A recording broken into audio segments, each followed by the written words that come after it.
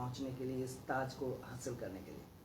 देखिए, उपलब्धि तो अपने आप में ये बहुत बड़ी है जब आपको एक मौका मिलता है अपने हिंदुस्तान को, अपने देश को इंटरनेशनल स्टेज पे रिप्रेजेंट करने का। मैं इसे अपनी खुशनसीबी भी समझूंगी और हाँ, मैं इसको बहुत गर्व करती हूँ।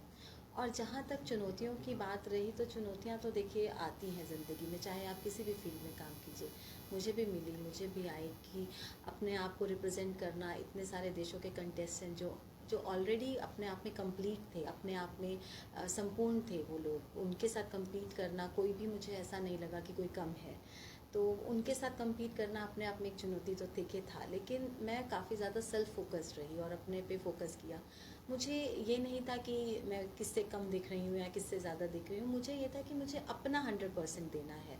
तो मैं उस पर फोकस रही, तो जिस वजह से आज ये जीत और ये क्राउन आप लोगों के लिए है। मैम, टोटल कितने पार्टिसिपेंट इसमें भाग ले रहे थे और किस तरह से पूरा सिनेरियो रहा? कितनी बड़ी चुनौती आपके सामने रही? कितना कंपटीशन टफ था? 62 countries, more than 62 countries contestants आए थे वहाँ पर, जिसमें पूरा अफ्रीका था, यूरोप था, रशिया, इंडिया, सब इंडिया से मैंने रिप्रेजेंट किया। तो देखिए, कंटेस्टेंट तो काफ़ी थे और चुनौतियाँ जैसे मैंने आपको बताया कि टफ़ तो था कंपटीशन, और इसमें काफ़ी सारे राउंड्स थे, 7 दिनों तक हमें रखा गया वहाँ पर। तो आपकी पर्सनालिटी को अच्छे से परखा जाता है कि आपकी सोच क्या है, आप कैसा सोचती हैं, आप अंडर प्रिविलेज के लिए कितना करती हैं, समाज के लिए कितने जागरूक है, कितनी अवेयरनेस है आपको, आप कितना आज के हिसाब से या ज़माने के हिसाब से या तरीक़ों के तौर तरीक़ों को समझती हैं, अपने आप को कैसे आगे लेके जाती हैं, तो वो सब परखा गया था उसमें। जी मैम, इसके अलावा आप एक हरियाणा से आते हैं और एक ऐसे इलाके से आते हैं जहां बेटियों को आज़ादी नहीं थी, और किस तरह से देखते हैं, क्योंकि यही वो धरती है जहां प्रधानमंत्री नरेंद्र मोदी ने बेटी बचाओ बेटी पढ़ाओ को एक शुरुआत की थी, योजना की शुरुआत की थी। तो कितना मानते हैं कि महिला सशक्तिकरण के लिए कितना उनको आगे आना चाहिए और इस डर को खत्म कर किस तरह से आगे बढ़ना चाहिए? जी, बिल्कुल आपने सही कहा कि बेटी बचाओ बेटी पढ़ाओ का नारा मोदी जी ने पानीपत से ही दिया था।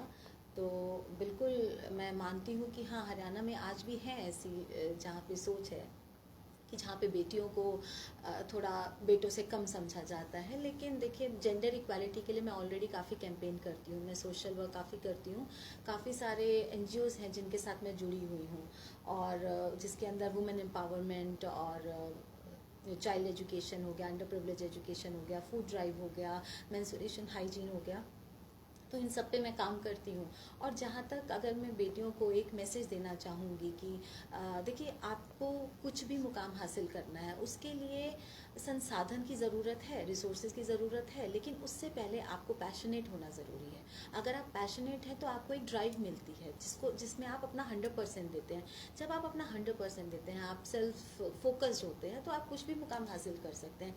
ऐसा इम्पॉसिबल कुछ भी नहीं है, सिर्फ आपके अंदर एक पैशन होना चाहिए, वो जुनून होना चाहिए कुछ कर दिखाने का, और कोई भी कुछ भी कर सकता है। ऐसा नहीं है कि इसके लिए कुछ पर्टिकुलर आप कहीं पर होने चाहिए या कुछ आपके लिए स्पेशल होना चाहिए। देखिए, हम बिल्कुल बराबर है। जब मैं कर सकती हूँ पानीपत से होकर, जहाँ जो बहुत ही मध्यम वर्गीय परिवार से बिलोंग करती हूँ मैं, जब मैं कर सकती हूँ तो देश की कोई भी बेटी कर सकती है। जी।